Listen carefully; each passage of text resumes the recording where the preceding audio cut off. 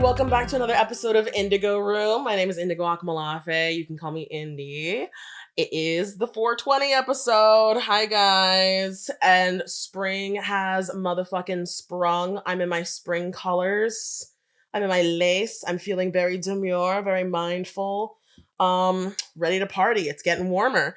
Here's to the one thing keeping all of us emotionally regulated in these trying times. Like, let's be real. My introduction to substance use was when I was in third grade. My dad made me and my brother watch Requiem for a Dream to scare us off of using substances, which super backfired because now we both love substances, Great idea. Why don't you show them the horrors of the world young and imbue them with a deep-seated need to escape and self-soothe? I think that'll really set them up for, keep them on the straight and narrow. Weed is my drug of choice, personally. I remember the first time that I smoked weed, it was with my brother, and I took 5 hits off the blunt. And I told him, I feel like I'm shifting in and out of the astral plane. And he said, why don't we go for a walk? And then we went for a walk and I bolted down the street and I discovered that weed makes exercise not only possible, but really fun for me. And then we came back and then I got really emotional on the phone with Nigel about the ferns because he really likes ferns and he wasn't there to see them. And he told me that I could just send a picture and my mind was fucking blown, I tell you. I felt those 5 hits for 3 entire days. I had to Uber to the grocery store the day after. I remember my brother giving me shit for that because he was like, you're fine, just drive. And I was like, I'm telling you, whatever you gave me was straight from Mars. And he's like, you're just a baby, calm down. But I took an Uber because I wanted to be safe anyway. And the cashier asked me, do you have a rewards number? And my response was this.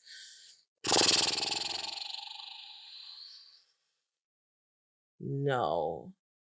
So that was my introduction. That was my story. I felt those 5 hits for 3 days. Now I smoke 3 bowls and feel it for 14 minutes. And that's what I call hubris, baby. California. Stoner life.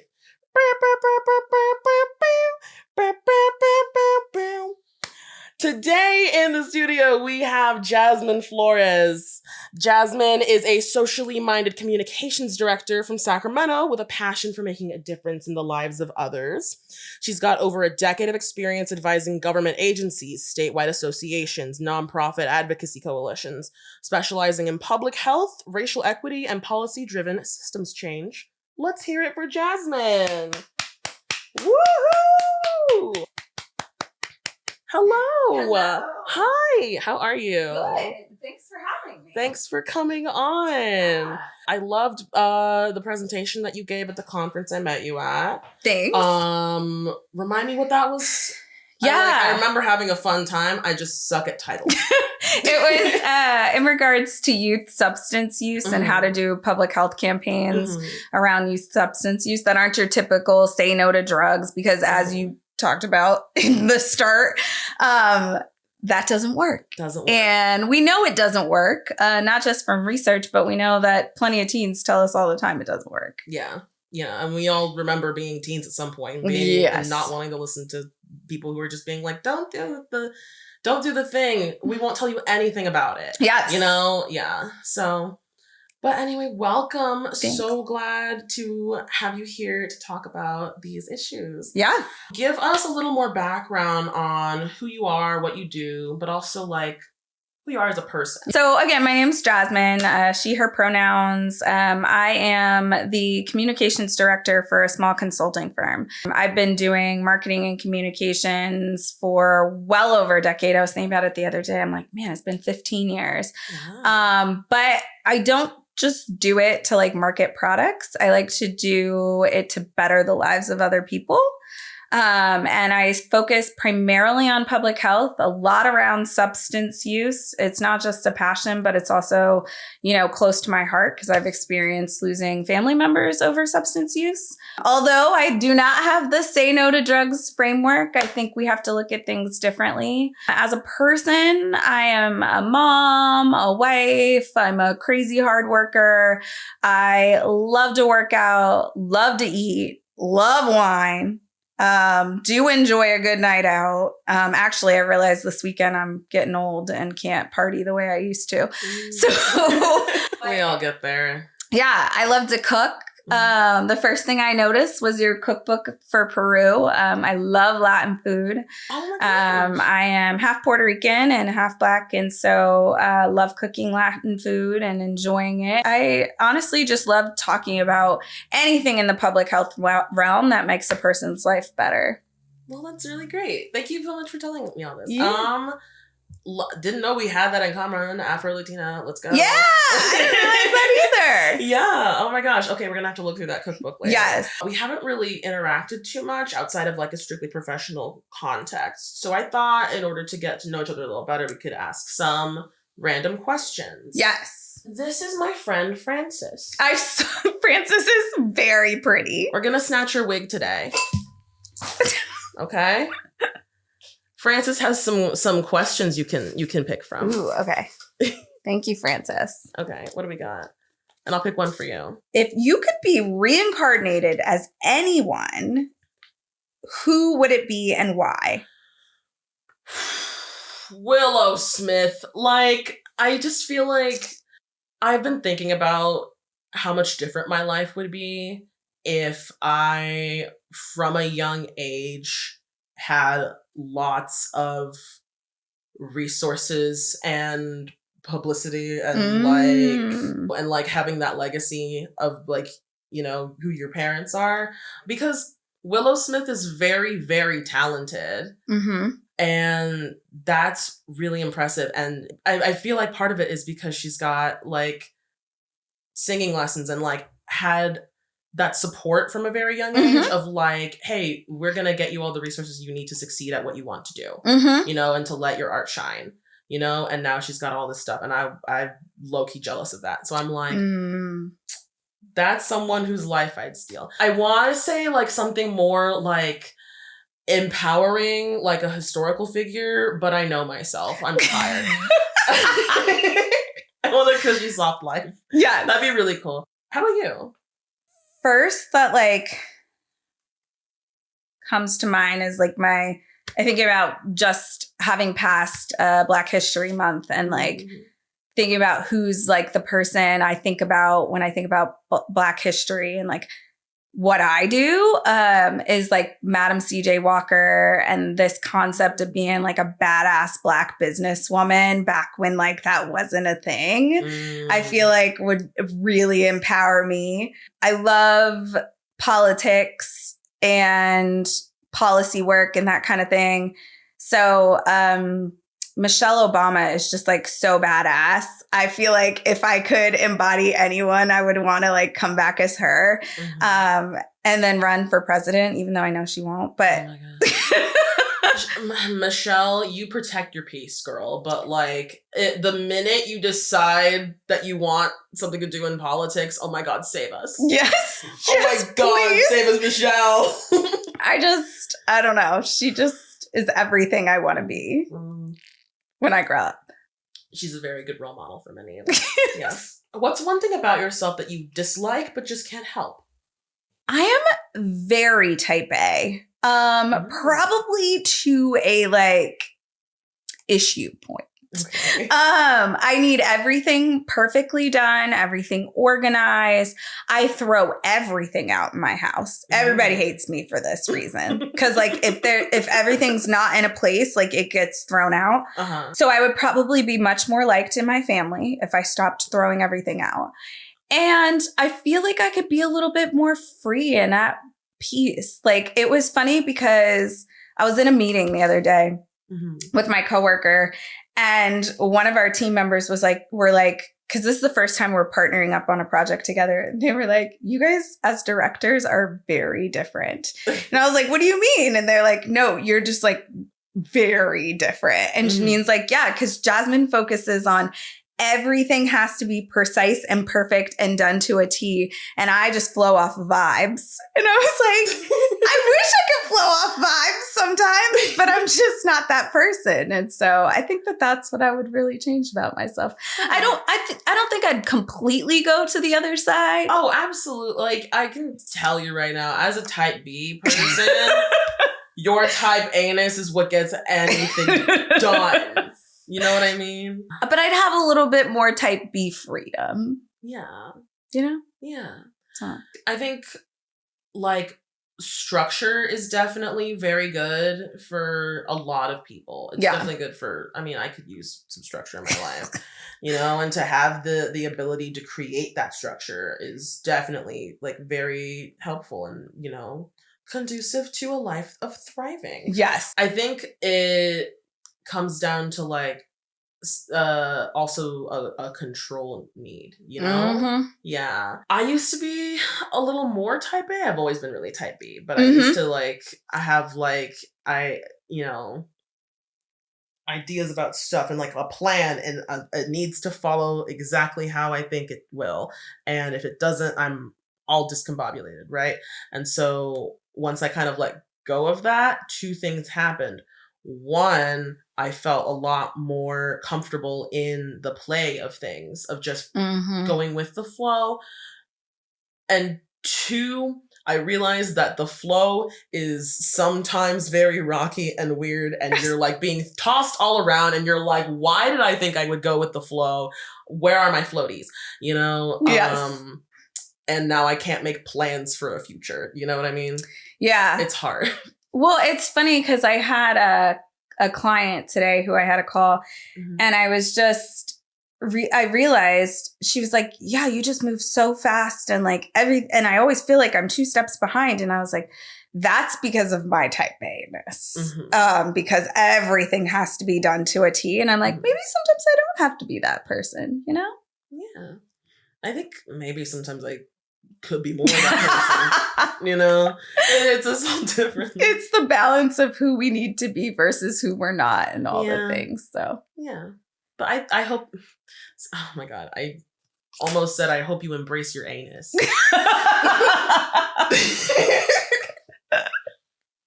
We were just talking about someone else's type Venus, and we were like, oh, everyone loves my Venus. And I was like, girl. It works in both sides. It works in both sides. You want to pick another? What's your favorite crime? Like crime TV? Like, oh, no, my favorite crime. Oh, favorite crime. Okay. Yeah. I would say piracy. Oh. I would say piracy. Now, I don't do it because it's illegal. And I would never do that. But I love it as a concept because you remember all those, like, you wouldn't download a car things? Yes. Yes, I would. What do you mean? You know, like, especially in, like, the streaming world, the subscription-based world, you used to get a CD and own the music and listen to it whenever you wanted. Yes. You used to buy a CD once. That's true. You know? Like the LimeWire days. Yeah, which I never really did because I was like 5 when that was happening. Oh. And also because it's illegal. And I would never do that. I would never do a crime. But yeah. You got a favorite? I mean, that you would never do. I hadn't actually thought about this because, you know, good old LimeWire was one of my faves. But I think mine would be, and take this for what it is, I think a good like bank robbery. Like where you actually get away with it. Like I don't want anyone harmed in the making of my crime. Of course. You know, just imagine you're in this like car without a top, like it's like, and you're just like getting away and the cash is flowing out the back, but you don't care because you have enough and you're good. Like a good old like and you put bank like robbery. The shades you stole from the gas station, you know? Like no one got hurt, you know, everyone's all right, and you're just down like the 405. Yes. Ooh, so the sun is setting. You're blasting like what? Ram Jam? Yes. Yes. That's my, Have that you would seen be Baby my Driver? crime. No. You'd love the opening scene. Okay, I have to see this. Yeah. I'm like the worst when it comes to movies. It's okay. I haven't seen like any movies, and I was a film major. So, Oh. like that's different. I mean, my excuse is I'm very type A and can't sit through a whole movie because I come up with a million things that have to be done. That sounds less like a type A thing and more like a having trouble relaxing thing. Yes. Oh, I have a lot of trouble relaxing, but yeah. Tell me your relationship to substances. It's been challenging. I had some family members, close family members. My uncle passed away. We believe it was from using crack, and it was bad. And we honestly found him on the kitchen floor one day. And it was, I mean, some of those moments, my dad struggled with alcohol use and was an alcoholic, and for years stopped using, almost 15, 20 years stopped using, and then went back. And so I've just, watched it all happen in the background. And I think what I've always taken away is I don't want to say that I'm not going to use anything. Because I feel like that's not realistic, but I want to be able to make choices that make it responsible. And I also want to set a space for, I have a 7-year-old, for him to understand what responsible use is, be it whether it's alcohol or some other substance, if it's cannabis or whatever you choose to use, just using it responsibly. We have created this world in which people feel like, oh, substances are bad. And some of them are okay because if they're associated with money and class, they're totally okay. So, you drink wine or you drink champagne, that's okay. Yeah. You're just a wino. Yeah. And that's not a bad thing. Yeah. But if you use Coke, it's oh no, you're that partier. It's not even also... If it's Coke, you're that partier, but you're going to all these parties. But crack, which is the same thing. Yes. Yeah, people are like, oh, well, what were they thinking? Oh, don't get me started on the racializing of drugs. And all of a sudden, if it's the party drug that the white kid's using because he lives in this wealthy part of town, totally okay. Then it's just the party drug. But if it's the drug that's the less expensive version because people in other communities also are trying to cope with the challenges in their life, it's no longer seen as just the party drug. Now it's the deadly drug that's going to kill everyone. And it's the one that's no longer has this superiority to it. It's beneath you. Yeah. And I think those are the challenges I sometimes have with substances. Anything can be a coping mechanism. Substances are a coping mechanism, but so can running. Out of you could run a ton because you need a way to escape. All of a sudden you're I'm this huge runner. It's my way to escape from everything. When I'm dealing with challenges, I just go for long runs. And that can become obsessive. You can get to the point where that's too much. Yes. Oh my goodness. I grew up in the Pro Anna Tumblr community. And all of a sudden it's that's okay. But the other side of things, okay, I smoke a little weed so that I can get through the week, isn't okay. Yeah. And I think that those are the two different sides of things. And we don't see, I know there are people out there oh, we racialize everything, but that's because it is. Yeah. We put everything in this class and we separate things out by what we think is okay. I mean, I can tell you right now that doesn't matter whether you're choosing to drink a whole bottle of wine or you're choosing to snort a line of cocaine, both of which are getting you to the same thing that you are looking for, which is a way to deal with everything that's going on in your life and to cope and to feel relaxed and to chill and to get away from all those moments. And what makes that any worse than choosing something else? Yeah. That's really my relationship to it. I think I have a public health perspective too, which is that harm reduction works. Taking things away from people doesn't. Just because you think that oh, I have this complex against substances. If I take them all away, nobody's going to go seek them. Okay, come on. Like, we know the second someone takes something away from you, you want it more than ever. Yeah. So it just doesn't work. And I believe, we just have to approach it from this perspective of like, how do we make it something that is usable in those moments when you want something that you get to, but also do it in a safe way that keeps you still here with us. Gotcha. What counts as substance use versus substance abuse, do you think? Oh, that's so hard. I mean, I'm not a substance use expert by any means, but I think, you have to think about it personally for yourself. Like, if you can go without the substance to help you get through things, I'm going to think in your mind, you're like, okay, well, I can make it several days. I don't need this to get through my day. Well, then you might feel like, okay, I don't actually have a problem with it.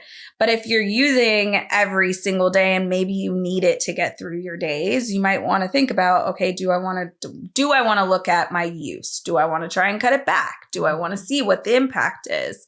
I think that's a big part of it. I don't necessarily see it as black and white. There's this gray area of it. I mean, anytime it comes to substance use, I love my wine. And there are times where I say to myself, okay, you're drinking wine every single day. Maybe you should cut back a little bit. Or I also use cannabis every once in a while. I wouldn't consider myself a regular user, but like, maybe there are moments where I'm like, man, I'm super stressed and I'm using it way more than I typically would. You might want to take that perspective. Also, sometimes friends and families can be the biggest indicator. If your friends or your family are like, hey, you might need to take a step back, or I'm seeing this change in you, that might be when you want to think about it. I know we talk a lot about like how friends influence use. And so for good or bad, they can kind of look at the full perspective of what's going on and be able to offer up guidance to kind of help you. I think sometimes just even asking a friend like, hey, do you think my use is too much? Oftentimes, if they're the ones closest to you, they'll be able to see it before anyone else does. Yeah. Yeah, and if they're people close to you, they obviously share your values. Yes. So they'll be like a good supportive. Yeah. I mean, we talk a lot about how you help a friend who's in need. Let's say you recognize that your friend is having challenges with it. The one thing you want to avoid is blaming or being like, hey, I think you have an issue. Like even using that terminology is going to turn someone off. Yeah. But more like, hey, I'm noticing that like you're changing or you don't seem as happy or all of that. I always say this when it comes to substances, there's something else behind it. The substance is what helps you get through things. So it's substance is just itself. I think a lot of times people see drugs as like this force of temptation, that's going to draw you like some kind of cursed amulet. Yeah. That like, if you're too close to it, you'll do it and it'll feel too good and you'll never be escape. But it's just a pile of coke. It's just a joint, it's a thing. It's a noun. It stays there. It's your relationship to it and the motivation behind your usage. Well, and I think that that's the thing that people don't see all the time is like, oftentimes when we are using a substance, it's because we have a moment where we want to escape for fun. We want to escape because things are going on in our lives. We want to escape because life just becomes too rough. And so if you think about it, any substance can help you do that. Yeah. So it's not, like you said, about the actual physical substance. It's about what you're trying to accomplish at the end of the day. And sometimes it's just enjoyment. And sometimes it is to get away from something. And if you're trying to get away every single day or every moment of every day, that's when oftentimes it turns into a problem. Yeah. Do you think that substances are only for escapism? Can be for enjoyment and pleasure too. Because take you back to thinking about wine. Like, I don't think I drink wine to escape from day-to-day life. I also drink it because I enjoy it. The flavor profiles, the taste, all of those things. Same thing with cannabis. It's like, okay, I like the way I feel on this version, this strain versus another one. I don't think it's always about trying to escape, but I do think it gives you some kind of benefit.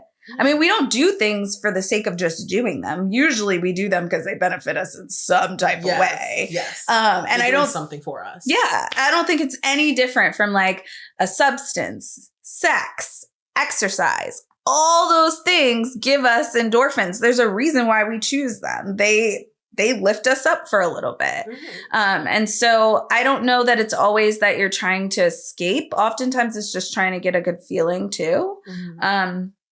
And I don't think there's anything wrong with that. I just think society makes it seem like everything is bad. I think we have to take precautions.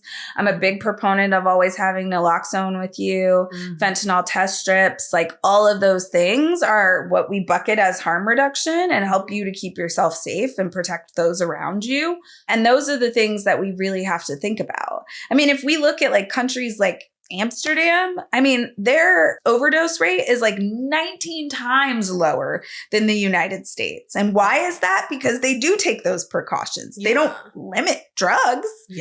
But they take the precautions. Like we've all heard what it's like in Amsterdam. I've been to Amsterdam, you know? Same here. Like, and big party scene, you know, the weed, obviously, and 19 times lower, really. That is really great.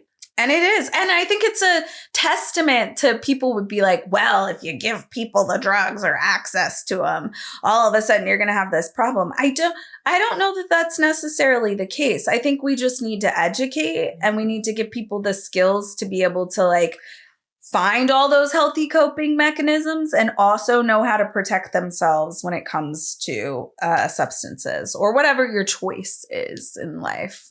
What are some good ways do you think that we could start doing that as on a large scale? If you had the power to change the system that we're in to cater to this need. It's multi-layered. But if I had the power to choose it, I would not just decriminalize, I would legalize a lot of substances.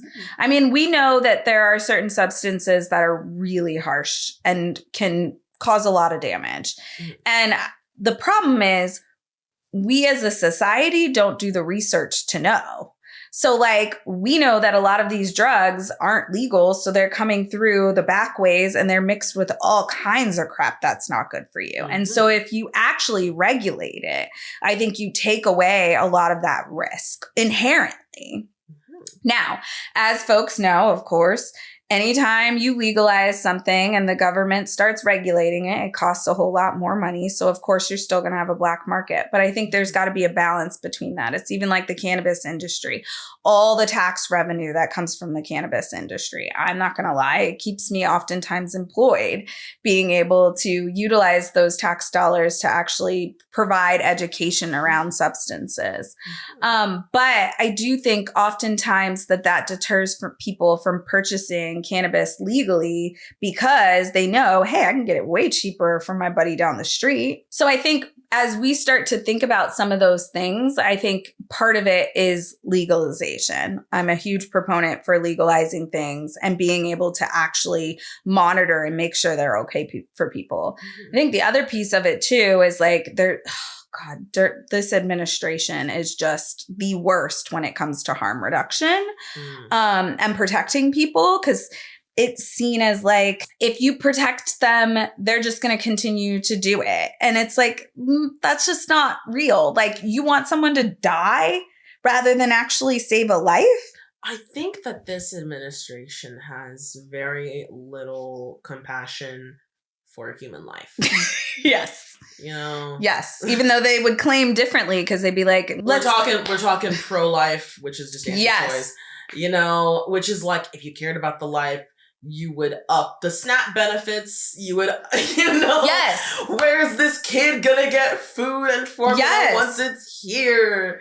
You know? I know. But that just, I mean, it's all to me interconnected. And the second that you aren't willing to legalize substances, the second you aren't able to look at, okay, I need to save a person's life to even help them make a different choice. Like if the issue is the substance, okay, let's save their lives so that we can help them and support them. Yeah. And let's make some things that are really going to get in there and be able to support them. But we're cutting programs that actually support people who have substance use challenges. We're not willing to promote naloxone and fentanyl test strips. We're not willing to actually legalize things at the federal level. I mean, come on now, cannabis, like, let's look at it. It's no more harmful than we're talking about when it comes to alcohol. I am always a big proponent of not getting people to use when they're under the age of 21 because it can be harmful to your development. But outside of that, like, I just don't understand it, and I never will. Buy a pack of cigarettes. Thank you. Which aren't even gonna, like, at the age of 18 end anyway. my headache. Yes. You know, at the age of 18, you know, if I can go get it like an Elf bar, like, why can't I go, you know? It just doesn't make sense. And I mean, if we look at all the states who have legalized cannabis overall, we can see that there hasn't been this dramatic like turn of people just becoming drug addicted zombies, as they love to put it out there. And so I think we have to think about it like that. We can regulate things when they are legal. We can look at ways to help protect people. Like what I was talking about before, Amsterdam is a good example of that. They've legalized most substances and they don't have this issue of these zombies all over the place. Because I also think you have to talk about responsible use too. Like you mentioned earlier, not driving while using. Like, I'm a huge proponent of come have a good time at my house, but you're not going to drive. And we're going to make sure that you have everything you need to be okay. And I think, you know, we get away from all of that too. I mean, even shrooms, like, I'm like, oh, come on. When are we going to get to the point where we're okay with all of these things and we can just accept it? You know? Psychedelics specifically, I get so mad about how they were like, what's the opposite of legalized? Criminalized. Yes.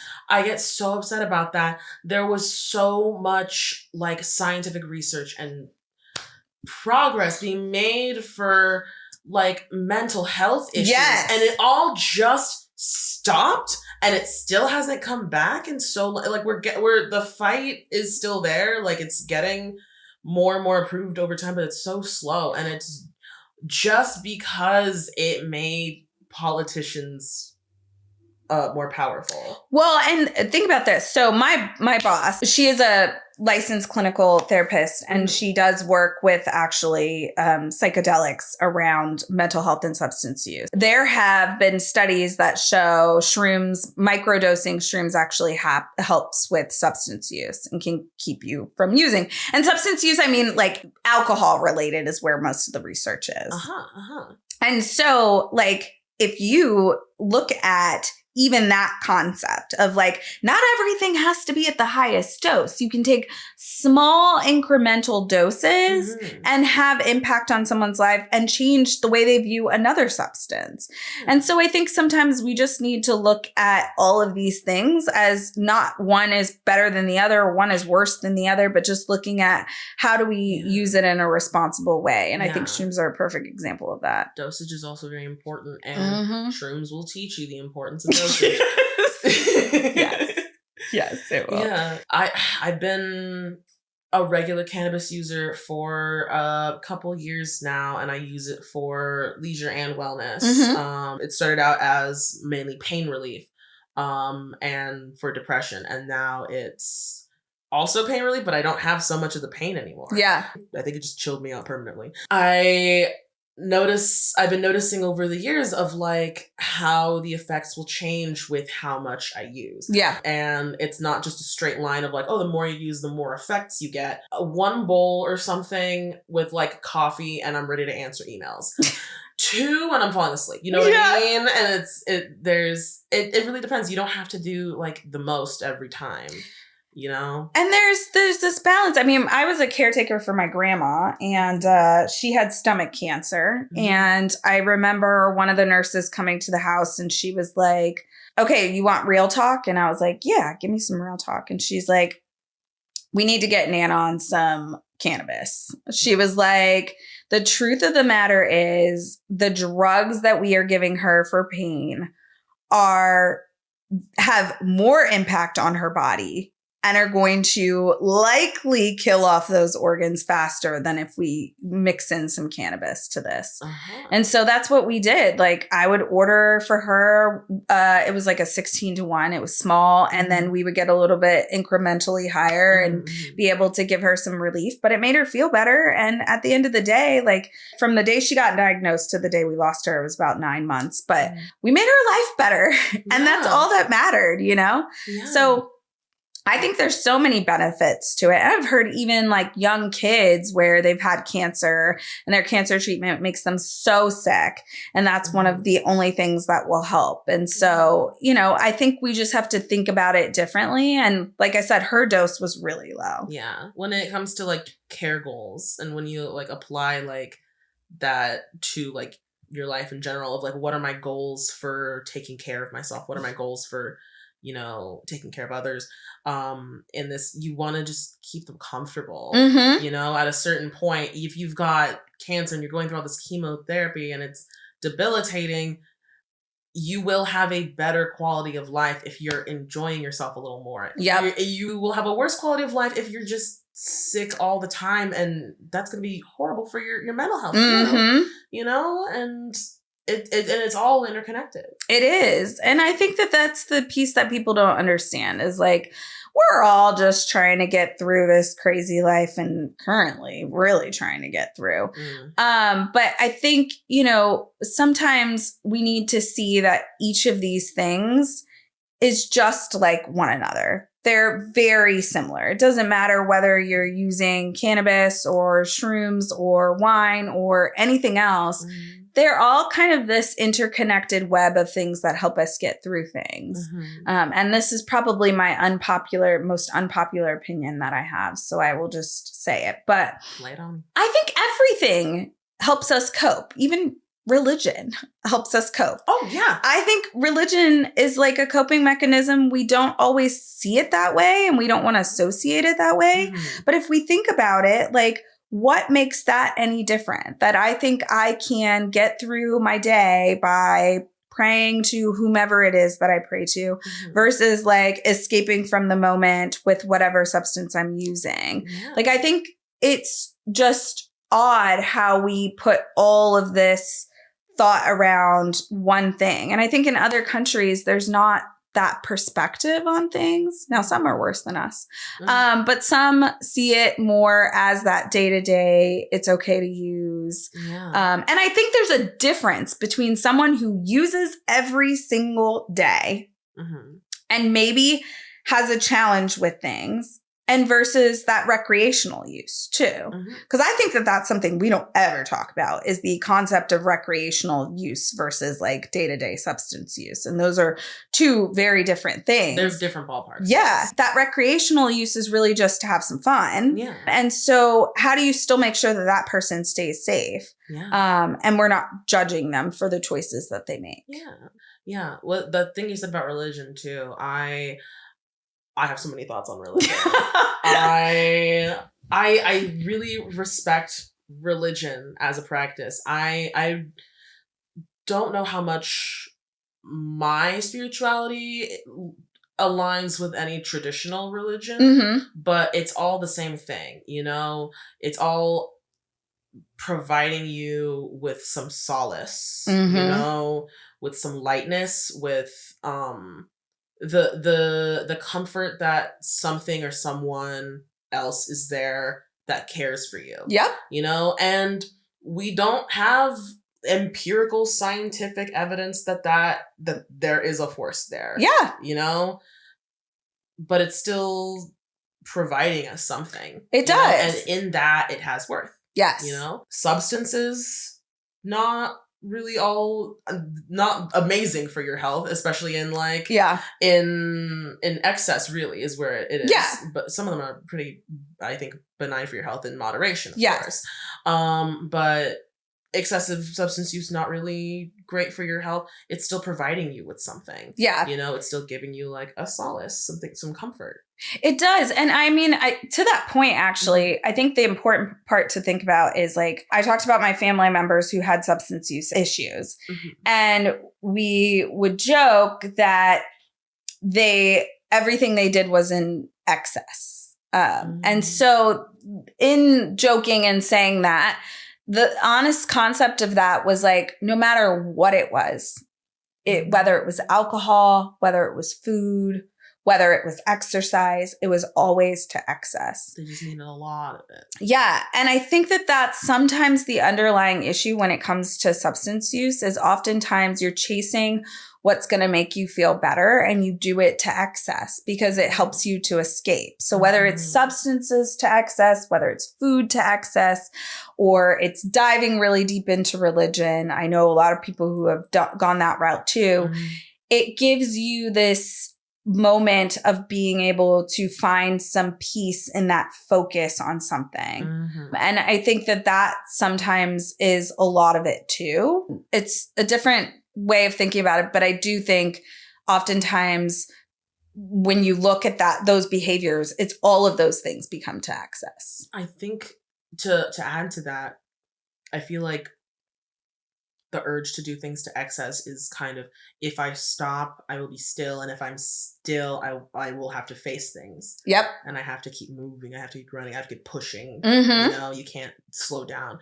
And then, so it also becomes a mental health issue, I think, is where substance use is a mental health issue, of course. The problem becomes, can you feel safe and okay in stillness? Yes. Yes. And as someone who cannot, I can tell you, it's a challenge. I think, sometimes like I think a lot about the last couple of years have been really challenging on me from a caretaking standpoint. And like, I still caretake for my mom. And I think that sometimes being busy 24/7 is my escape. And so I think for other people, it's the choice to maybe use every single day or whatever it is. But it helps you to get past that moment of not wanting to focus on whatever it is that's bothering you. Yeah. Although I still think you can just enjoy things too. There's nothing wrong with that. Oh, we love just enjoying things. This is a space of joy. I firmly believe on this cold bitch of an earth, you have to scrape every ounce of joy that you can out of it. Yes. So like if you need a drink at the end of the day, you go for it, Yes. Yeah.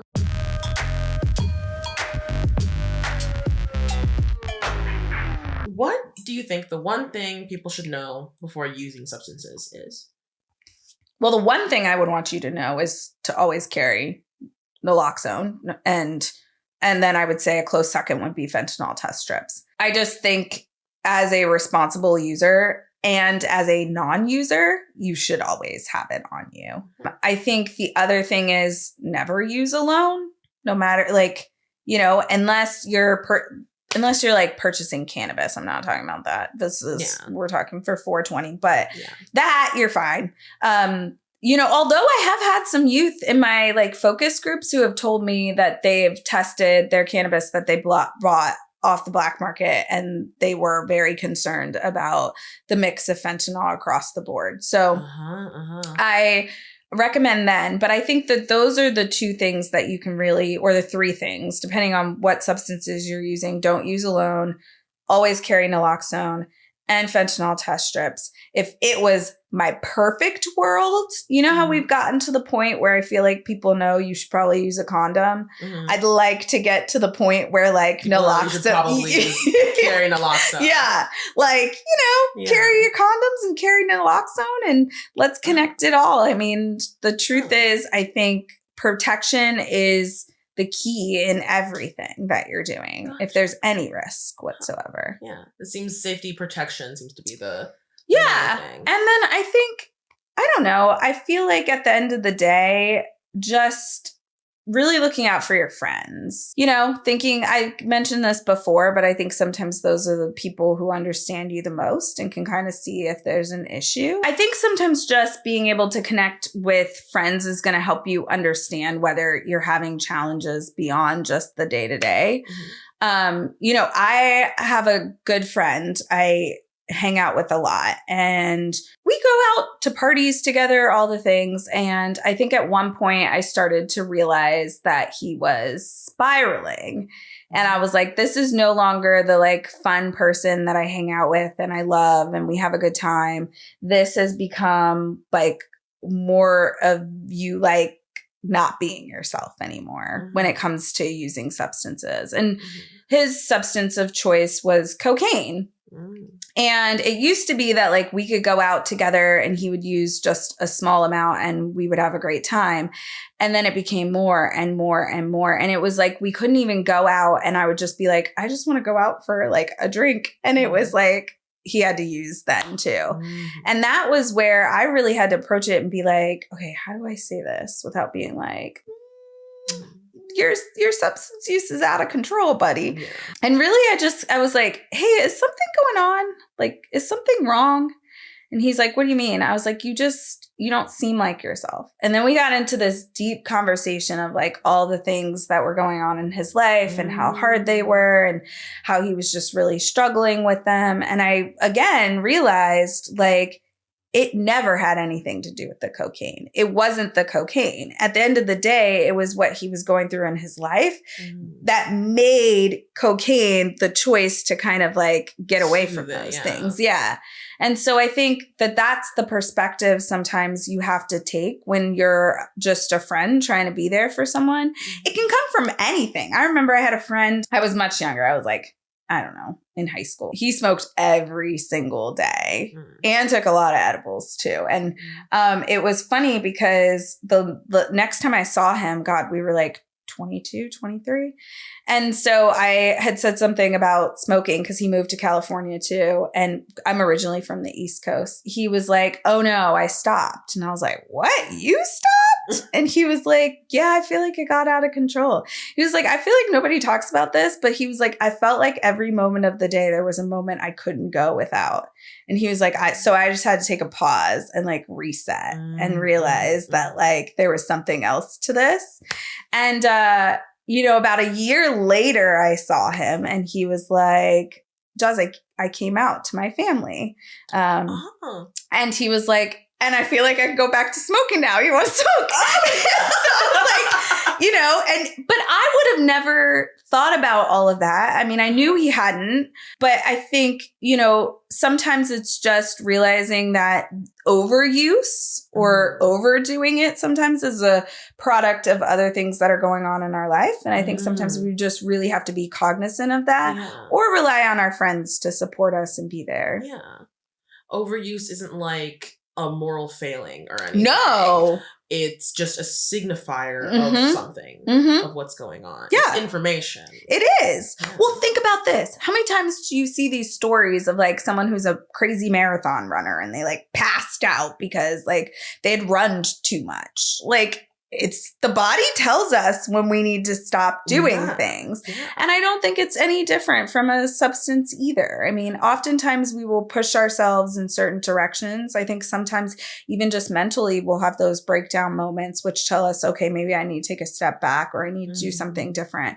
I don't think that it makes us any worse off. Like, I don't think that because you ended up using more that all of a sudden you're this bad person. Yeah. Like, there is no connection or correlation between the two. Yeah. Anyone can potentially become addicted to a substance or any one thing, you know? I had a really, really good friend in college. She had an eating disorder. And my friends would be like, sometimes, Jazz, like, you always are there and support her. And I was like, and they'd be like, sometimes I'm just like, I don't feel like sitting here through her, like hemming and hawing about her 50 million food choices or like knowing that she's like not eating and all these things. And I was like, we just have to meet people where they're at. And right now she just needs a friend who can love and support her. And she's not in the space to completely overhaul her life and make different choices when it comes to food.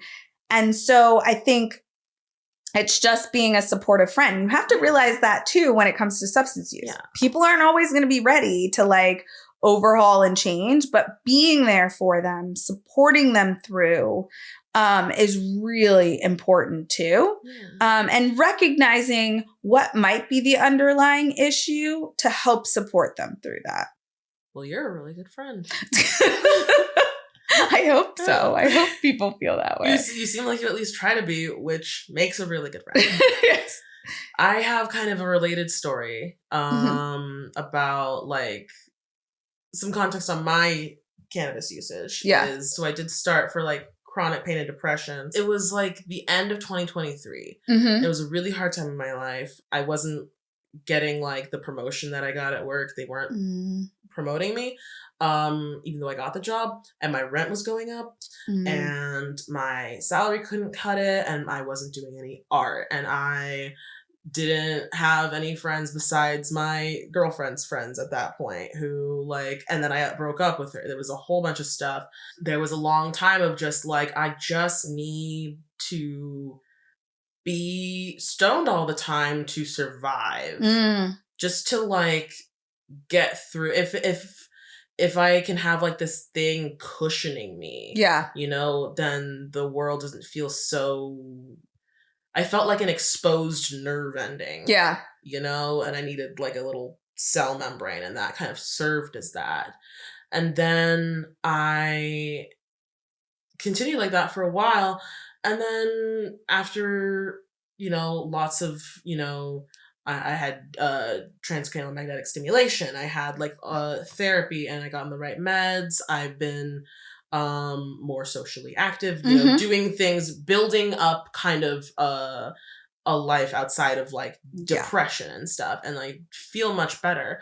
And I've noticed that like, oh, I feel better. I don't actually need the membrane surrounding me so much. I am stronger. Part of that is also like, sometimes you're not ready to fully like take the leap. Sometimes you don't realize that the leap can be taken because you're strong enough to do it. Yeah. You know, and now I'm in a place where I'm like, okay, I think I'm strong enough to like, I'm good. I'm not like high all the time. Yeah. But I do still like use it every day. And I'm like, how much of this can I cut back on? Should I cut back on? Parts of it are like, just like, this is my ADHD medication. Yeah. And then parts of it I'm like, I actually didn't really need to go out and smoke. I just wanted to. Yeah. You know, this was just like a compulsion kind of thing. I do have a lot of stoner friends, but I also have some friends who straight up don't do anything. And they've been very helpful and supportive in not judging me or my usage, and being understanding, and like, but also like still having their boundaries of like, go do that outside. Yeah. Or like, some of my friends don't want to be around me if I smoke, and that's something also. So we don't hang out when I do. And it's, I appreciate that of them knowing what they can handle too. Yeah. What kind of support that they can give me. My mom's approach to this is, because we have family history of addiction. You know, she's had addicts in her immediate family, and has seen it like destroy lives. Yeah. And it's definitely, addiction can destroy lives. You got to be careful with your substances. And her MO has been like abstinence. You shouldn't do that at all. And I have found that in times when we've gotten into arguments about that, it has only really made me want to enforce this right that I have to do it. You know, be like, no, I have a right to go smoke, and then I go out and do it. And then I didn't have to. Yeah. You know? And I find that it like triggers that in me too. So that's also something to... Yeah. Well, that's a thing. Yeah. I mean, the reason we knew that the like Say No to Drugs campaign didn't work is because the second you tell someone not to do it, it's like literally I'm going to go conquer that and do it. You know? Yeah.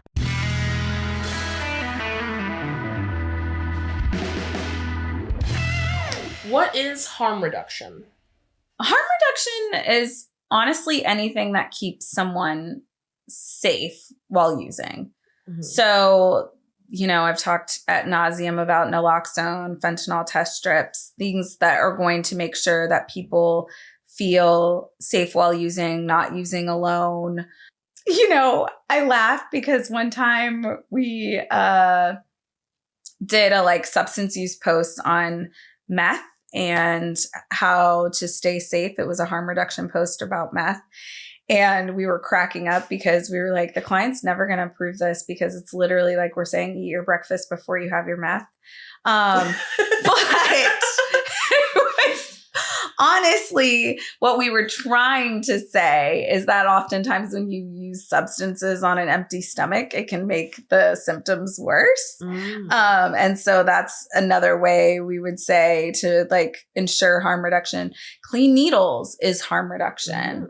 So if folks are using, making sure that they have clean needles and that you're keeping them safe, any of those things that are going to protect a person from harm while using is harm reduction. I like to believe that even just providing a person a safe space to use is harm reduction, a place where maybe they won't harm themselves or others harm them. And when they're using. So all of those things really play into harm reduction. I also am a big believer that like when people have what they need to thrive, when you have those basic needs met, you're able to function a lot better and to be able to make different choices and to have all of the things that your needs. So being able to have housing and to have food and to have access to all of clean water, all of the things that you need to be a functioning human that are just human rights. Human rights, you know. Yeah.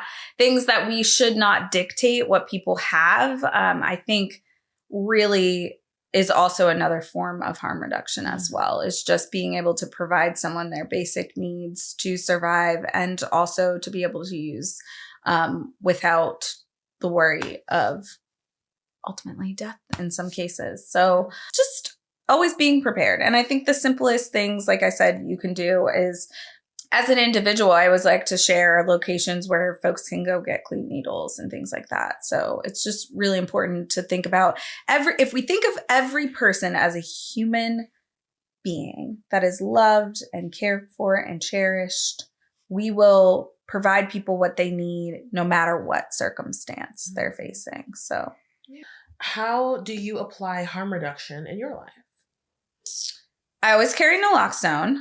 I haven't really used fentanyl test strips. I share a lot of content around like spaces to get naloxone and fentanyl test strips and clean needles and spaces to like find safe places to use and all those sorts of things. I think my work day to day is harm reduction every single day. A lot of it, unfortunately, I will say, given the new administration, harm reduction is looked down upon. So I don't have the spaces to like advocate for it the way I have in the past.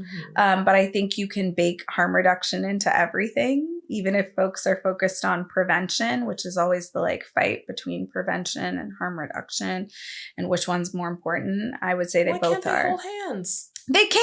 They're both important. They are. Yeah. And I think, you know, the thing is we have to recognize that, like, I don't always think that prevention means abstinence. Like, I think sometimes we kind of mix the two and don't think about the fact that, like, maybe I'm telling you you shouldn't use before the age of 18. And then maybe when you do turn 18, you're like, heck yeah, I'm going to give this a shot. That'd be your choice. Yes. And you should be supported in being able to make those choices and have what you need to not be harmed by those choices that we make.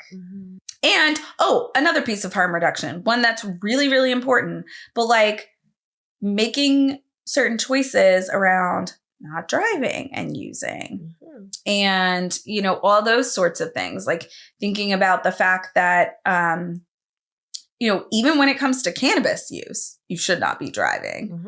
You just have to think about the fact anytime you're impaired, I mean, even prescription drugs can impair you from driving. Yeah. And I've lost two really good friends from DUIs. And it's one of the things I push all the time. Like, I am a huge proponent for like, enjoy, have a good time, but do it safely and don't put anyone else's life in jeopardy because you're choosing to have a good time yourself. Like, allow others to then be able to have that good time, because I don't think there's anything wrong with drinking, with smoking, with using those things. But there are things that you also shouldn't be operating heavy machinery while doing. Yes. Yeah. And, you know, I lost one of my very good friends. She was just walking her dog and was hit by a drunk driver. And so I just, like, you can never tell. And even when you think like, I'm fine, you're usually not. And so I think that that's another big proponent I did not hit on of harm reduction. I had a friend who would drive high and swear up and down that she was better at it high. What do you want to say to? Oh gosh, people say that all the time. And just because you're driving slower doesn't make you a better driver. Yeah. Because your reflexes are impaired. And that's the part that people don't understand, is like, it's not about like, okay, well, yeah, when I'm high, I drive better because I'm driving slower. I actually stick to the speed limit. Yes. But if the person next to you decides to cross over into your lane, are you going to brake in time? You can't react as fast. And it's proven. Like, you just cannot react as fast. And you are putting yourself, and it's not always about you, because maybe you are like driving Miss Daisy when you're high, and that's fine. But let's say the person in front of you stops because someone comes out in front of them, or the person next to you decides to veer over into your lane. Can you react? Can you protect yourself?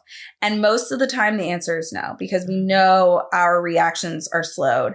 It's funny because you were talking about going on a walk while high. I can tell you this, me as an individual, I once smoked before going to the gym and was like, I will never do this again. I feel like I was an elephant trying to walk on the Stairmaster and just was like so slow. Like, so slowly. Maybe a sloth. More like a sloth trying just to walk like on climbing on it. Yes. I hate using that example because Australia did this like prevention campaign where they used sloths in their cannabis ads. And it was like prevention. And they got reamed so hard for that. So I would never, ever, ever do that because I think that's ridiculous. But like, listen, the marketing team proposed it for a reason. Okay? Like, how wrong? There's a relation to slothness. There is. And time to time. I could tell you, if I try to work out and I'm high, I am a sloth. 100%. My thing is, I'm a sloth in general, you know? But when I try to work out high, it's like, I don't care how slow I'm being on this thing.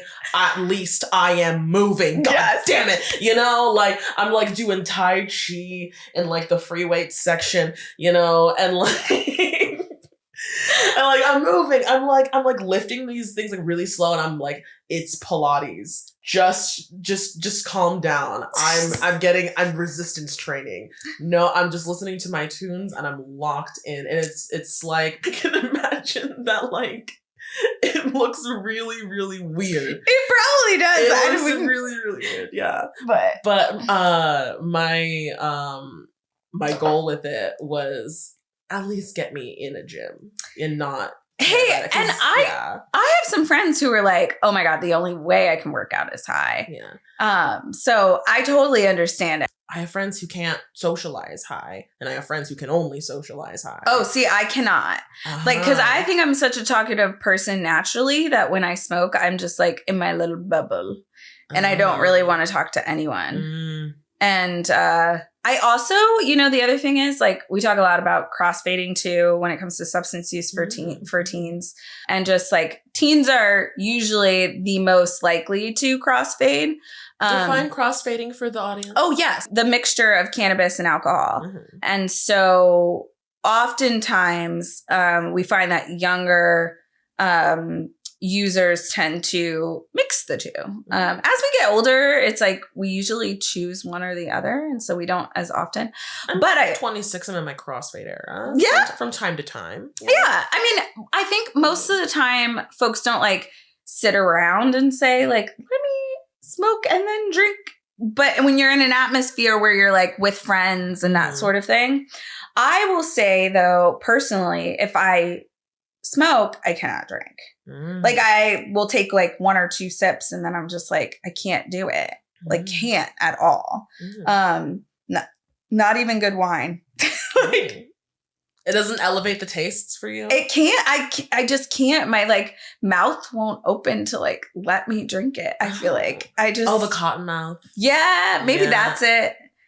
I don't know, but yeah, it's interesting. And then I think the other thing too is from like a harm reduction standpoint, if we're talking about cannabis, just be careful of like amounts, especially when it comes to edibles.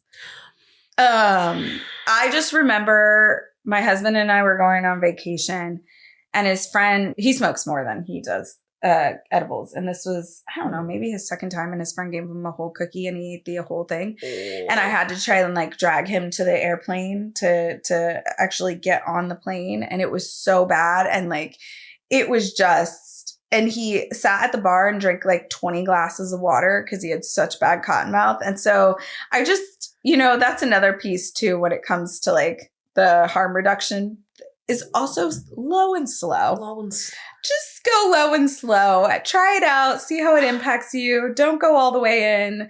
Don't ever think that like after 10 minutes you're good. Like give it some time. See how it goes. This one time in college, I didn't read the dosage on the bottle of this tincture that I got. Because every time I take the normal dose of like 1 drop, and then I'm like, all right, I'm kind of chill, and then I fall asleep, right?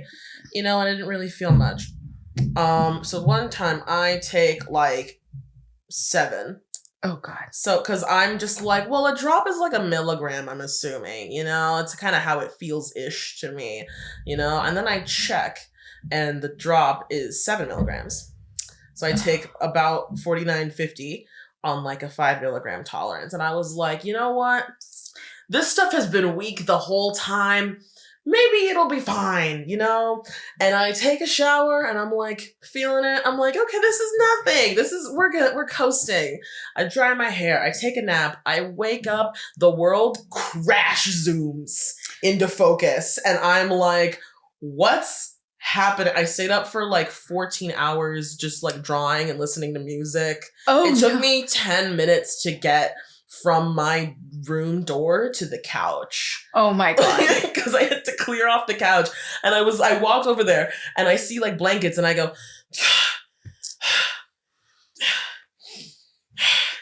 yeah, just like every single thing, just like, oh God, where does this pillow go? Like place it on like a shelf, it was it's real. I mean, honestly, the experience so bad. So bad. That's like the biggest one, I think. Yeah.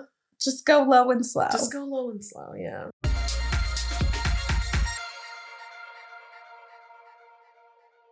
I have a question about what harm reduction can look like.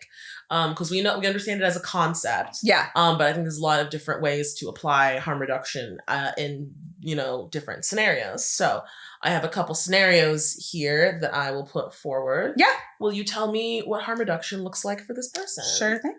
I'm a college freshman 1,000 miles from home for the first time, which I love because my parents are so strict.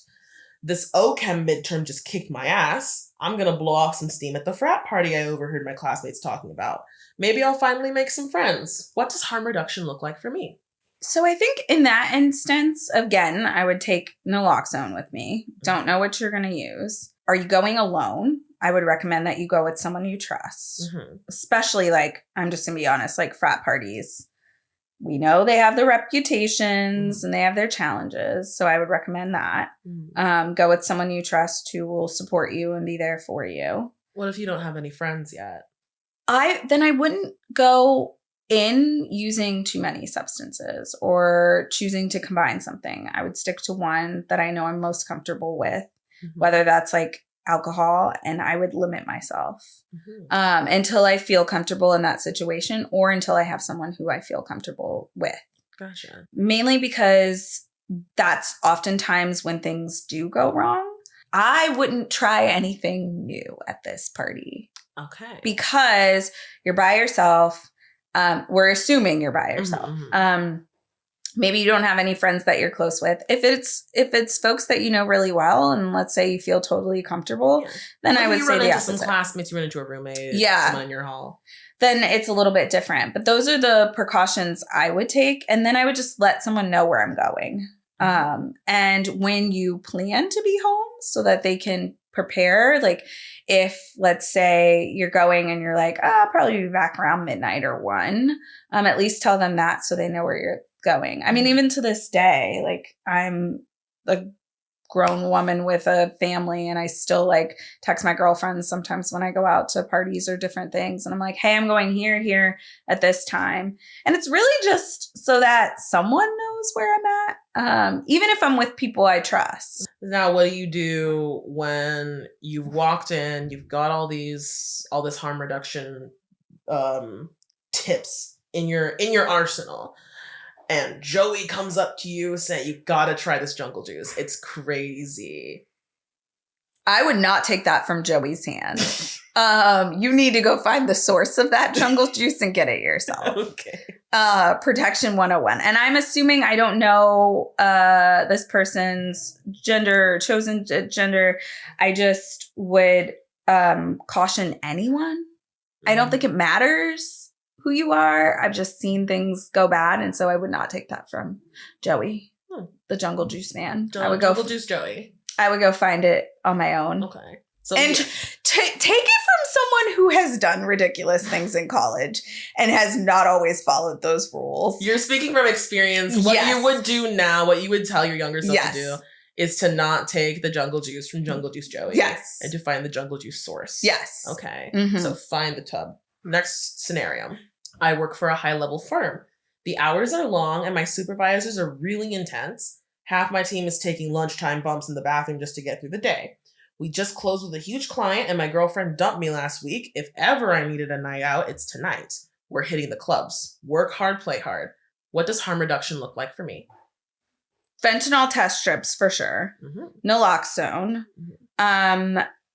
Are these folks that you feel comfortable with, like fully comfortable? These are the boys. These are my friends. All right, cool. Then you have the group that you're with. I would still tell someone else who you're going with. If this is your first time ever using Coke, I probably would not mix it with alcohol, or I would take it slow and see how you feel. I also would really ask the person, like, have you ever gotten this from someone before? Like, who are you getting it from? Have you ever used theirs? Like, all the things just to check in and make sure you're safe. But I would also test it with the fentanyl test strips.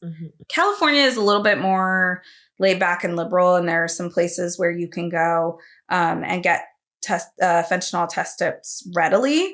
We do on our website, decodedca.org, we do have a map where you can search in certain locations throughout the Bay Area for where they actually sell fentanyl test strips and naloxone. Naloxone's really readily available. So you can go to any... I saw them at CVS the other day. Yeah, you can go to any pharmacy and get it. Fentanyl test strips are a little bit harder. The Bay is a little bit more open to providing them. Okay, gotcha.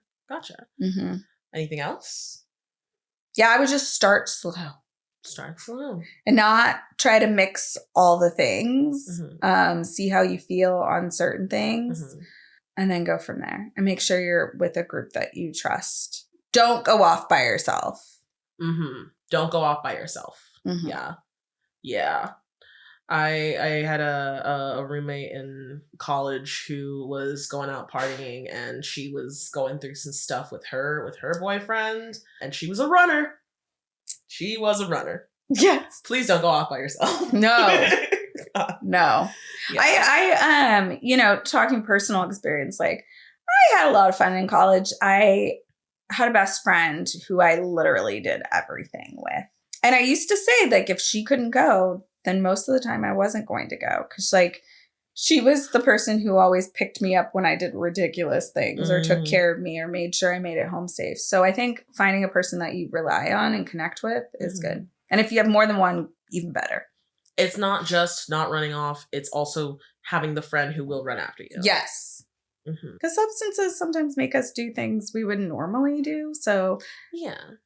it'll take a little blame off the person, off the user. Yeah. Mm-hmm. Next scenario. I am a 48-year-old mom prone to sensory overwhelm. My house is dirty and loud, my husband's useless, and my lovely children are so ungrateful. I need a bottle of red to wind down every night. It's the only thing keeping me from going crazy and screaming my head off. What does harm reduction look like for me? I guess that's hard because it's me. Oh. No, I'm just kidding. I think I would start again with the concept of low and slow and kind of being able to gauge whether every single night it's a bottle and you feel like you're completely numbing out. Because I think that that's the really important piece. Like if you're numbing out from everything around you, there's a bigger issue there. And you need to solve for that issue. And that substance is never going to fix that issue. So then you might actually need to look at, okay, is this more than just substance use? I think from a harm reduction standpoint, you're in your house, you're with your family, you're using a substance that you probably know well. I would just make sure that where it's not becoming too much, where you're not feeling like, okay, this is fully my escape every single night. And I think that that's the way I would approach that one. Gotcha. So harm reduction here looks like regarding your relationship with the substance. Yeah. So it's not necessarily like you're not going to be sitting there testing your wine with fentanyl test strips, but it is a concept of like, when does it go too far? And when do I need to kind of take a look at like where I might need some help? Because I think the other piece of harm reduction too is like, yes, we're trying to keep you from harming yourself. But a part of that too is knowing when maybe you need someone else or some more help. Yeah, noticing how you're feeling. Are you happy? Are you yourself? Yeah. Yeah. And are you reacting then to your family too? Yeah. And then sometimes it is just a chill thing and you are being yourself and you just have a high tolerance. Yeah. You're just Italian, Yes. Yes. But having keeping a lookout for that. Yeah. Yeah. Gotcha. Next one. This one requires a voice. Can you hand me a pen? Yeah. I've been going to music festivals longer than you've been alive, kid. None of the mystery floor scores I've taken have managed to drop me yet. I've never backed down from a challenge and I'm not starting today. What does harm reduction look like for me? Someone's challenging you. Yeah. You've got a floor score at a music festival and you've been doing these things forever and nothing has hurt you so far. You're good. You know your way around. Okay. What's harm reduction look like? Think again, no matter how much you know your way around, testing your substances would be a big thing. I would still have naloxone with me. I would still not use by myself, especially at a music festival. Because here's the weird thing about music festivals is there's so many people, but that's oftentimes when things go wrong. Because people aren't as aware of what's happening in their surroundings. Yeah. There's like blur and everything, but there's also anonymity in a huge crowd. Yes. Yeah. And so you have the moment where like you are in this huge sea of people. And so it almost becomes like one. And so folks aren't as cognizant of what's going on. So we've done some harm reduction at music festivals, like Cali Roots was one of them. And so we did like safe rides home. We did these like canvas stickers just to get people to make sure that they took a safe ride home. But they had like the QR code on them for like the what was it, a Lyft? For a Lyft, coupon? Yeah, it was a Lyft coupon and they could scan it. And it was also a sticker with canvas leaf, which had our website where they can also go to find like naloxone near them or fentanyl test strips or all of those things. And so the concept was like bringing that harm reduction to folks. But what I will say about that experience is that Cali Roots, there's so many people that like, if you see someone laying on the ground, kind of like passed out, you might not think twice about it. Yeah. You might just be like, they're just kind of... He's having a nap. Yeah. And so I think that those are the moments where you need friends more than anything else, just to watch out for you. and to make sure that you're okay. You know, even if you feel like you're an expert at all of these things, mixing multiple, like doing a whole bunch of mixing can be a challenge. And so you want to make sure that you're just mixing sparingly. Take it easy on yourself. Yes. Even if you are like the drugs expert and you've done a bunch of stuff. Yes. There's no reason to not take it easy on yourself. Yeah, and there's no reason to assume that everything you've done before is safe this time. Yeah. Yeah. Because it's always the last one that gets you. Yeah. You know? Yep. Yeah. Thank you for sharing those. That's great. I also actually have some anonymous stories here submitted by audience members. Yeah. That's right, audience members. We asked you what you've been getting up to, and you delivered. We got a couple submissions here. So these are scenarios, but real ones. Okay. From that people have sent in. I smoked weed before I ever drank, and the first time I got drunk, I treated it the same way I would a blunt rotation. The drink of choice was an entire bottle of tequila mixed with an entire bottle of orange Fanta. I had 5 cups. Best drunk of my life for 30 minutes until I projectile vomited on the wall and fell asleep on the toilet. My roommates were actually really nice about it because it was my first time, and now I hate getting drunk and I'm strictly tipsy or just Cali sober. What do you think harm reduction looks like in this scenario? Well, back to the low and slow. I don't think it matters what substance you choose. You probably shouldn't go as hard as 1 full bottle of tequila. I don't think even some of the best drunks, and I had a lot of them in my family, would be totally okay from a full bottle of tequila. And then you combine it with sugar. It's kind of like what I was talking about, where it's like the blog we did about like eat your breakfast before meth, like don't combine sugar and alcohol. It just intensifies. And I would think that, to me, this person has made the choices that work best for them. So choosing lower doses and only doing what makes them kind of buzzed without being fully drunk, and choosing to smoke only. Like, I feel like they've learned from that moment. Seems like, yeah. Yeah. Again, I think dosage is everything, whether it's alcohol, meth, cocaine, all of the things. Meth. I meant to say weed, but all of the things. The 4-letter one. Yes. Yeah. Yes. Yeah. And it seems like they're applying harm reduction now. Yes. That's good. Yeah. Yes. Yeah. We got one that says, I hope I'm understanding and answering this prompt correctly. If not, please disregard. You did perfect, sweetie. Don't worry. I want to start off by saying I am very proud of myself because I'm sober now.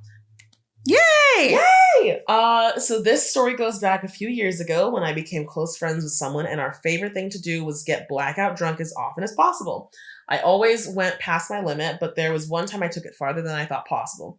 I drank so much vodka that I passed out face down on the floor. Luckily, I wasn't on my back because I was able to lift my head up a little bit from the floor, about 6 inches, and I threw up. I then laid my head back down in the pool of vomit because I couldn't hold my head up. Yeah. Thankfully, my friend wasn't on the same level as me and helped me up to clean myself up. She wiped as much stuff off me as she could, then I ended up passing out on the bathroom floor. Not a good time. And this is an event that made me realize something had to change. Years later, I'm sober and alcohol doesn't control my life anymore. And I want to start by saying, as against abstinence-only education as I am personally, it is the ultimate form of harm reduction because you are removing the source of potential harm. Yeah. So, hell yeah, congrats on sobriety. Good for you. Snaps all around. How would you have gone about this safer? Yeah, I mean, it's always challenging. If you have a full struggle with alcohol, it can be really hard. And honestly, sometimes the best thing is to completely remove yourself. I have an uncle who is one of my best friends, but like people talk about before I was born, how like he was a full alcoholic and like every night he blacked out. And then he decided that he needed to turn his life around. And he completely abstained from alcohol for many, many years. Basically, the whole time I've known him, my whole life, he has not drank or used anything. But recently he was like, I feel like my life is back to where I want it to be and I can responsibly go into alcohol. And so he's made the choice to go back. So every once in a while when we go out together, he'll have a beer or whatever it is. And so I think that, like you were saying, people think that when you have an issue, abstinence is the only choice. I think going back to what I've talked about before is the underlying issue that makes you choose to use a substance to completely numb out, which is oftentimes what happens. If you are able to solve and get to that, oftentimes people can get back to a place where they have a healthy relationship with those things. I think this person has made the choice that is right for them. And I'm not completely against choosing not to drink alcohol. I mean, sometimes if you overindulge, it does make you feel like crap. And if you feel better, that's amazing. Yeah. It's all about how you're feeling and how you're doing. Yes. For sure. I think also like when it's your source of fun too, if you have a friend and your favorite thing to do is just get blackout drunk, it's figuring out the reason behind that. And like, people are always like, well, I don't need alcohol to have fun. And it's like, yeah, but sometimes alcohol is fun. But if you do need alcohol to have fun, that's something to take a look at. Yeah. That's what it is. Well, and I think the other thing to think about too is like, you can enjoy it and have moments where you can have a good time with it. And then you have moments where you don't. And I think that as long as your relationship isn't to like, and I'm talking about the like completely, like when I say numb out, I mean trying to separate yourself from the moment. Like if you are actively seeking to completely separate yourself from the moment on a continuous basis, then you might want to look at some things, because if we all need moments to numb out. Sometimes it's listening to music. Sometimes it's, doing art, whatever it is. Yeah. Going to a rage room. Yes. Yoga. Whatever it is. I think the challenge with substances is it becomes not great for your health if you numb out on that all the time. Whereas if you're choosing to mix in some things that are like yoga, art, those sorts of things, then you have a different experience to it. So I feel like that's really the perspective to take. For our last submission, we actually have a video. Oh, yes. This one was sent in by my good friend Maiko, who performed it at a storytelling event and decided to share with us. So I've got this video and I'm hearing this for the first time, as well as you. So let's load. That's Maiko. Here, you can take it.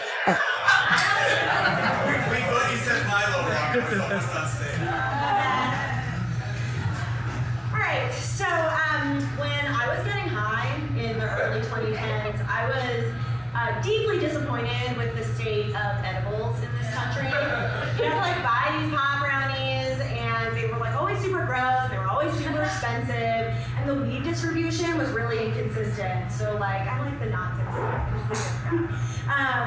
And it was just like a gamble when you did it. So when me and my roommate Jen and our friend Erica decided that we wanted to do edibles before going to see the DJ Kygo do a live set, we decided we were done with pop brownies. We were going to make our own firecrackers. Does anyone here remember firecrackers? All right, this might have been original Chicago. Oh, no, what? Okay, well, so for everybody in this room, let me say, if you don't know what firecrackers are, and I truly hope you never have to, they are like the dirty home bomb of edibles. It's like a Ritz cracker, peanut butter, weed, and you put it in the microwave, and you put it in tin foil, and you put it in the oven. It's got to be exactly the right temperature at the right time. And hot tip, don't make these while you're already high. Me and Jen are making these firecrackers, and like we don't even know how to dose properly when we're sober. We're like dumb college kids, and so we're just like, I think a little bit more for context. No, like a little bit. We make 3 firecrackers. We head out to meet up with Erica, who, upon arrival, lets us know that 1, she had been drinking earlier that day, and 2, had never taken an edible before in her life. And we were like, Erica, you're gonna love this. So we take the edibles, we head in. Kygo's not coming on for a while.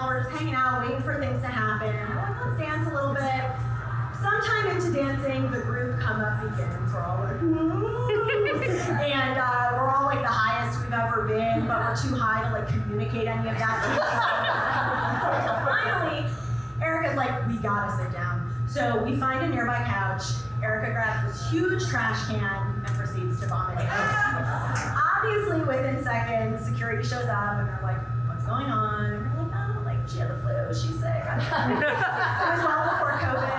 And they were like, you have to leave. So they're walking us out of the venue, and as we're walking down the stairs, Jen passes out. She just crumples into the security guard's arms, and the vibe changes immediately.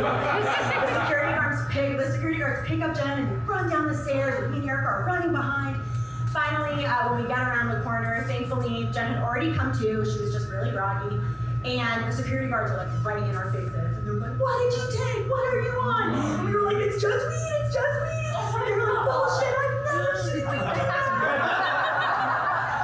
I don't know where I pulled this out from. I don't know how I spoke coherent sentences, but I was like, listen, we are just as confused as you are. We do not need all of these people right in our faces. And I got like 1 or 2 buff dudes to leave the room. And what you have to understand is, Erica had thrown up. Jen had lost consciousness. I thought I was gonna die. I was like, what does this weed have in store for me? What could possibly top this series of events? The security guards convinced Jen to pay for an ambulance to take her to the hospital. And we didn't know, now we know. And it was, they were like a super well-oiled machine. They were like escorting Jen out to the back of the ambulance, and they called me and Erica a taxi to take us to the hospital. And as we're walking into the taxi, the venue doors are closing behind us, and we hear, are you ready for Kygo? Doors closed, off to the hospital. Once we're in the hospital lobby, it takes Erica a few minutes before she finds another huge trash can and proceeds to vomit again. There are a few cops nearby. I'm so paranoid, and I'm like, Erica, you gotta go home. And she's like, no, I want to be here for Jen. And I was like, Erica, I'm probably gonna die tonight. You have to leave.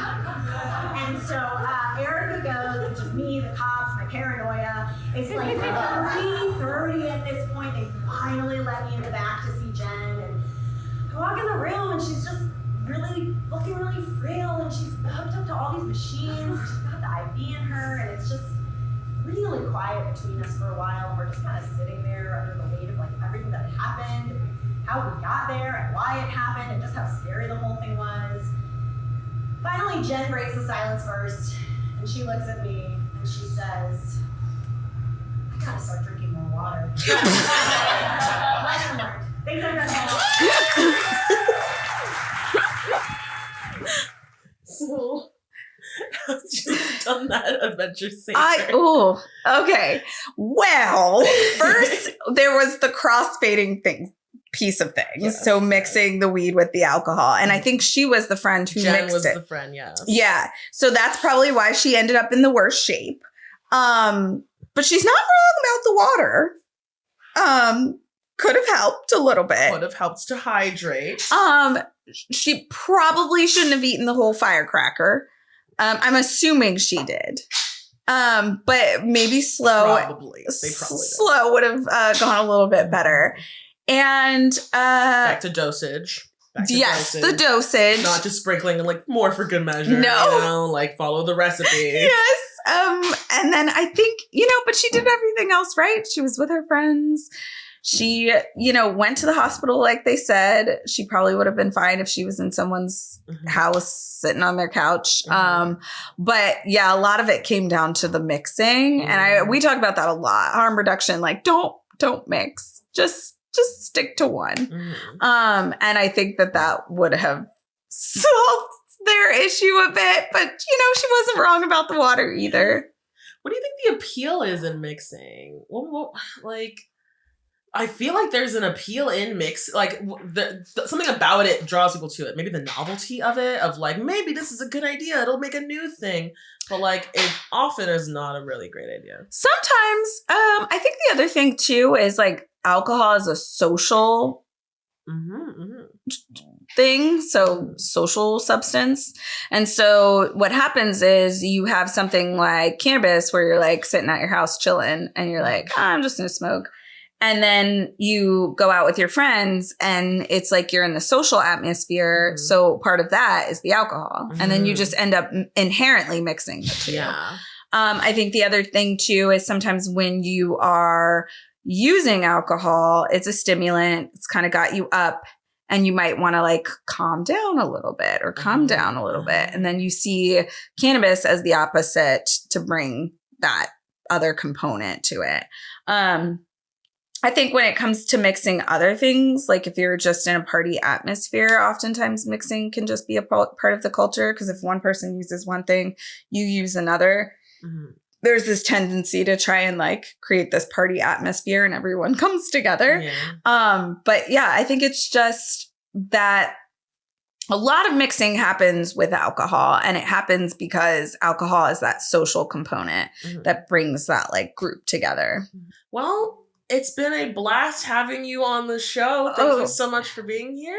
Thanks for having me. It's been great. And you know, the cookies, the extra bonus, I appreciate. So gotta keep you snacked up. Yes. Do you have any last words for the audience?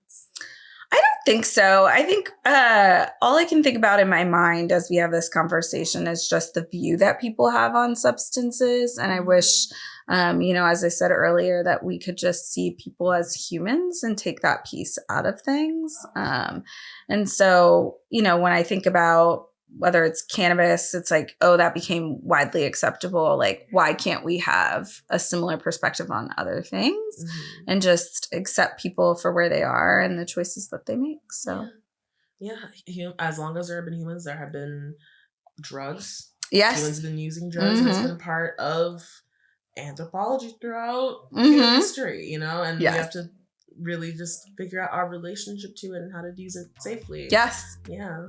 So. Okay, well, thank you so much for sharing, for being here. Thank you all for watching, and we'll see you next time.